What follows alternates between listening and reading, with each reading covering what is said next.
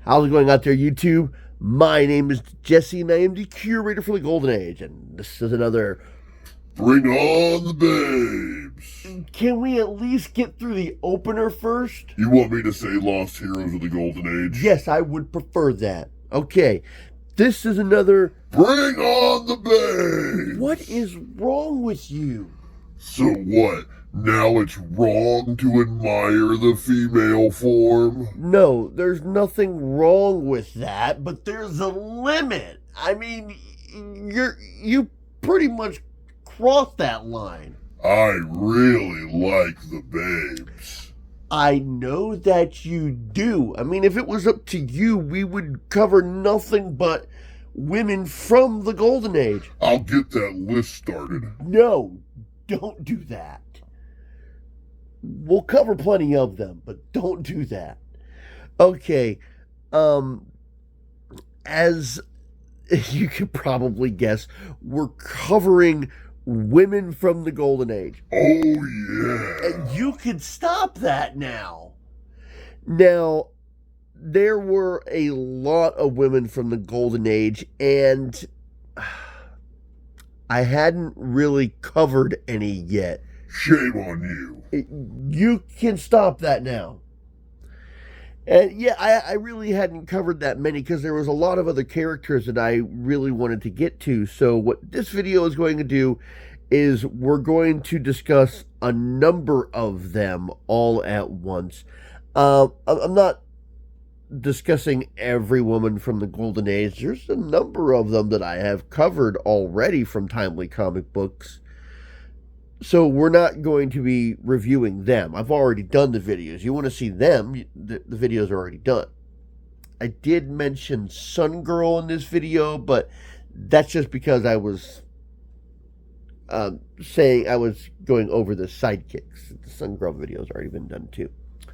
So this is just going to be covering a number of the female heroes that did appear in Timely Comic Books. There was a lot of them, and at one point in time, they wanted to change up the partnerships, the status partnerships. I can't imagine why. And it wasn't just that they added to the partnerships. The female partners came in, and the other ones went away. I don't know. So let's go ahead and sit back and watch this video as we cover a number of the heroes, females from the Golden Age. We didn't cover any of the models, romance comics. There were a few of those in Marvel as well. So let's go ahead and watch this video as we can all admire the female form. Oh, yeah, baby. Appearing first, we have the Black Widow. Black Widow, Claire Voyette, first appeared in Mystic Comics number 4 in 1940. The publisher is Timely. She was created by George Kaplan and Harry Shale. Now, the Black Widow would not show up at the same time as all the other blondes were appearing in comics. She did start off a blonde at first. She had a total of 5 appearances. Her last appearance, she actually turned out to be a redhead, which I thought was interesting. I don't think that these early comic books would get past the Comic Code Authority, and this was printed later. Heavy depictions of the devil and hell, and she killed people on a regular basis. What she was doing, though, is she was claiming the souls of the evil, so it's not like she was trying to corrupt good souls like Madam Satan. This is an interesting introduction. I'll read it here. Introducing the strangest, most terrifying character in action picture magazines, the Black Widow. You've heard of the Black Widow spider and evil creatures whose bite spells doom. Now start the adventures of another Black Widow, a human tool of Satan whose very touch means death. Now, in her first couple appearances after she killed evil people, she would leave a Black Widow spider mark on them. That didn't happen in the later comics. I'll go over a brief introduction of her. She was starting off as some sort of a psychic and then cast a curse on a family when they said, "We're not into witchcraft." After the wife of the couple died, the husband came back and shot her in revenge. Satan claimed her body and said that you will basically be a tool for me. So on her very first mission, she goes and claims the guy that killed her. And then she became a tool of Satan, where she would claim the souls of evil people. You would see a depiction of their evil deeds and then agreed that the Black Widow should have been taking her. So she technically wasn't a hero. She never did fight Nazis, but she was claiming the souls of evil people who didn't have a place on Earth. So although she wasn't heroic, she was actually helping out humanity by getting rid of these evil people. The Silver Scorpion. The Silver Scorpion, Elizabeth Barstow, who in the Golden Age they were calling her Betty, first appeared in Daring Mystery Comics number 7 in 1941. The publication was timely, and the creator is Harry Shale. Now the Silver Scorpion had just a few issues, the last 2 issues of Daring Mysteries, and she appeared in 1 issue of Comedy Comics, which in the first issue was superhero stories, and the next issue was a mixture of comedy and hero stories. She was the featured story of her last issue, which was Comedy Comics. Now, her first appearance is such a short thing, we're going to go ahead and cover her first appearance. It's only 5 pages. The Silver Scorpion. Daring Comics presents The Silver Scorpion, the silvery scourge of the underworld, who, with her knowledge of jiu-jitsu, becomes crime's most dreaded opponent. Just says it right there. All the exposition you need. Greg Hansen, caretaker of Woodline Cemetery, is making his nightly rounds when, whoa, a ghost! Yeah, imagine a guy working at a cemetery sees a ghost. So he runs over to the phone and makes a phone call, and we find that he connects to the office of Private Detective Dan Hurley. Now, he answers the phone, and then we see who is to become the Silver Scorpion, Betty Barstow.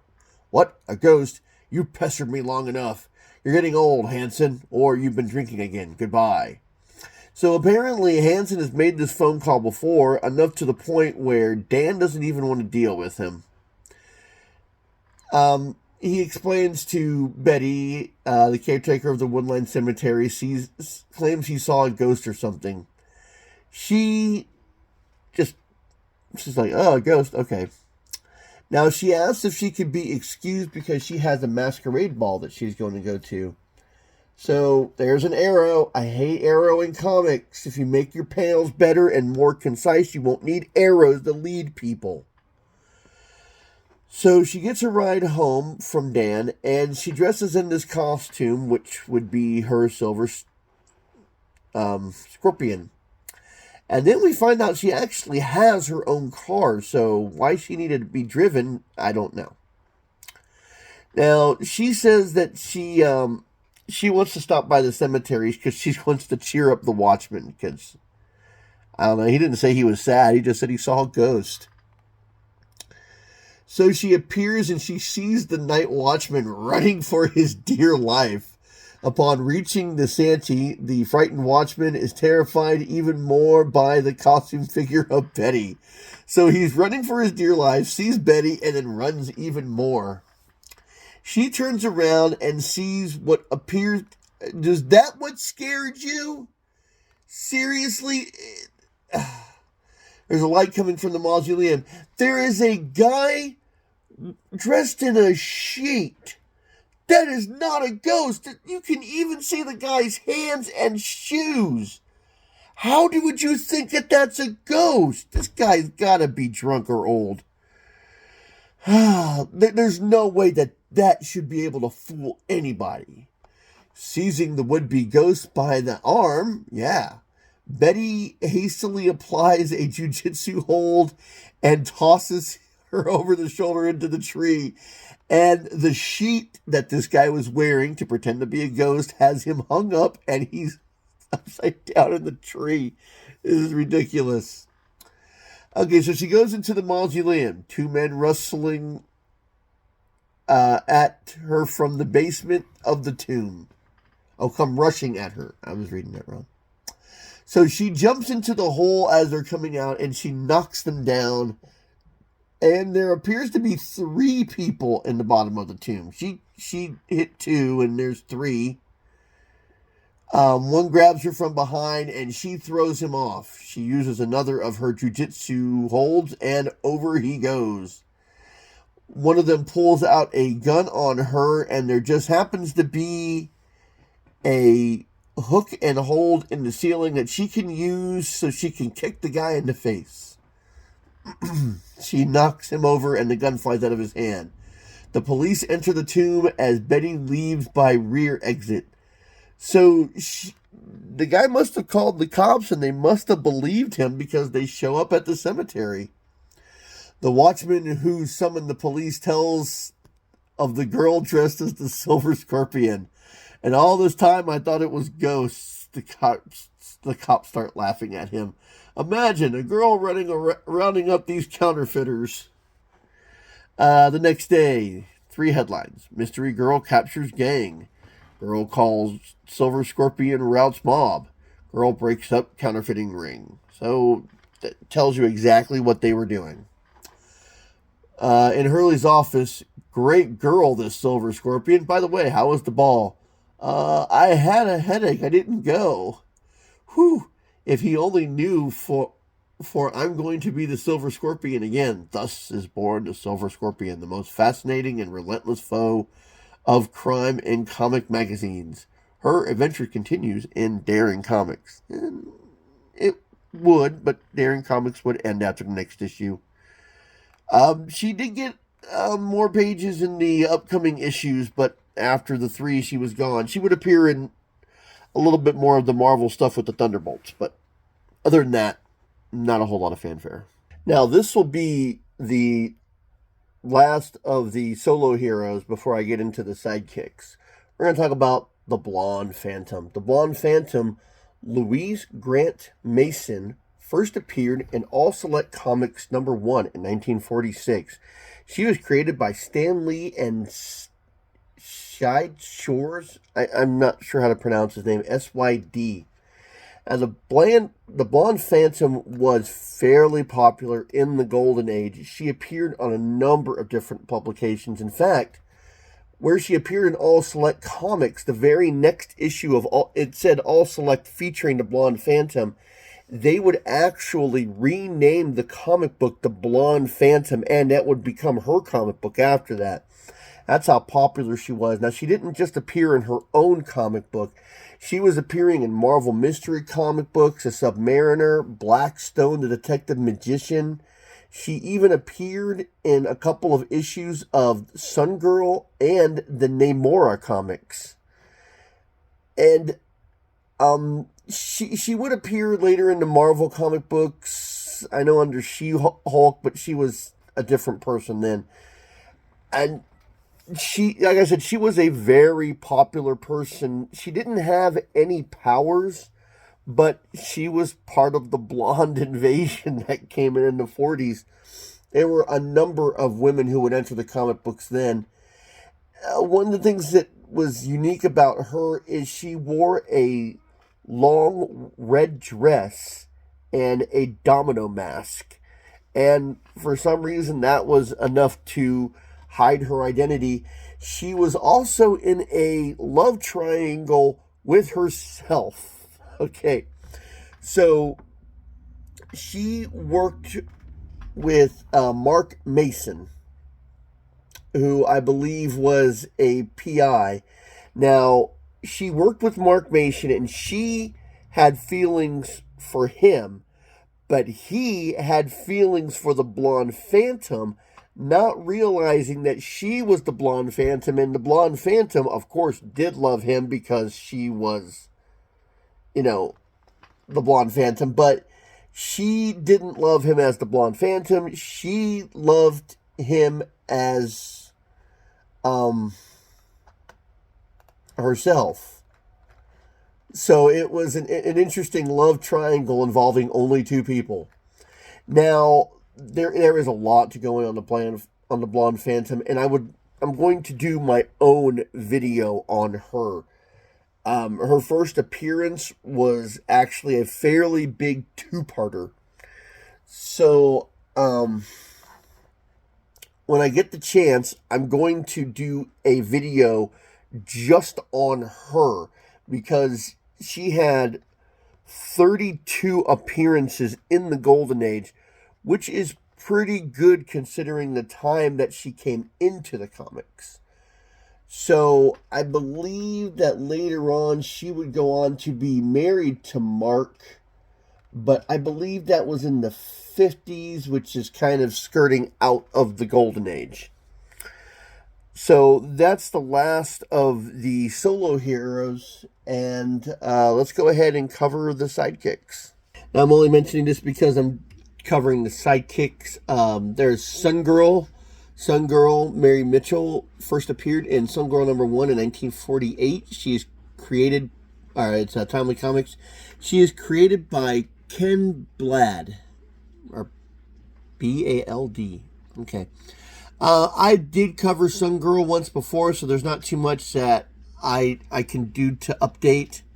I do know that apart from appearing in her own comic book, where she only has 3 issues of, she appeared in the Human Torch comics, and she was appearing in Marvel Mystery. She made a couple appearances in the Submariner and Captain America comics at the time. All I know is that she is a Gal Friday. I don't think there's a specific issue that talks about when she joined to be the Human Torch's secretary and then partner, but she made her appearances with the other gals. Like I said, I did the cover of her. Loved the miniskirt. And now we come to Golden Girl. Golden Girl was covered a little bit when I did the Captain America Origins. Okay, Golden Girl, Elizabeth Betty or Betsy Ross first appeared in Captain America number 1 in 1940. She was created by the publisher was Timely Comics. She was created by Joe Simon and Jack Kirby. Now, as far as I know, I don't think that Betsy was originally Agent X, or what was it, X-13, but they said that she is X-13 now, so we'll just go with that. Now, we all know that when I was covering Captain America, we mentioned about how she became Captain America's partner when Bucky got injured. They have retconned this over the years.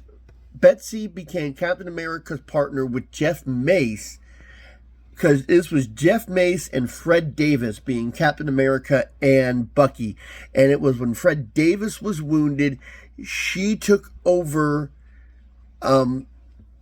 to be the partner for Jeff Mace. Now, this isn't how it happened. I have read the comic books, and she partnered with Steve Rogers. She did not partner with Jeff Mace. She's even within their non-dressed up identities, she's even called him Steve.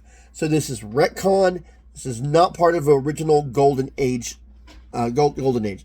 Now, in the Captain America comics, you can see that she's wearing this green outfit, this outfit with the green right here. Now, this is interesting, and I didn't realize this until I was looking into the later comics. In the Marvel Mystery comics, she had a completely different color palette for her uniform, and this is what she wore when she was part of the Marvel Mystery comics. Now, as far as Bucky taking back over as Captain America's partner, that was when Atlas took over the public, when Timely became Atlas, and they tried to brand Captain America or bring him out again when Bucky again. But I mean, she came around and the other girls, she had a pretty good set of appearances. But like I said, mostly the Captain America and the Marvel Mysteries. I know she had a brief appearance in the Young Allies comics. Now, the next thing I'm going to do is I'm going to mention some of the partners or sidekicks, however you want to look at it, with the Submariner. And all three of these gals deserve their own videos. There's just not enough time left in June. The first we're going to do is Betty Dean. Betty Dean first appeared in Marvel Mystery Comics number 3 in 1939. It's of course a timely comic book. She was created by Bill Everett. Betty Dean did enter into the Human Torch comic books pretty early on. She's also a big hand in convincing Namor to start fighting the Axis powers. As much as a mark as she has made, she really does deserve her own video. She was in Marvel Mystery Comics. She appeared, of course, in the Submariner comics, the Namora comics.